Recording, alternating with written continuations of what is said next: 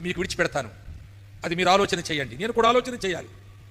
దేవుని సేవకు నీవు నేను వచ్చిన తరువాత, దేవుని సేవకు నీవు నేను వచ్చిన తరువాత దేవుని మన వలన దేవుని సేవ అభివృద్ధి చెందిందా, లేక దేవుని సేవ వలన మనం అభివృద్ధి చెందామా? మీకు అర్థమైంది ఈ ప్రశ్న? దేవుని సేవకు మనం రాకముందు ఎలాగున్నామో మనకు తెలుసు, ఏముందో మనకు తెలుసు. దేవుని సేవకు రాకపోతే ఇన్ని సంవత్సరాల్లో మనం ఎలా ఉందో మనకు తెలుసు.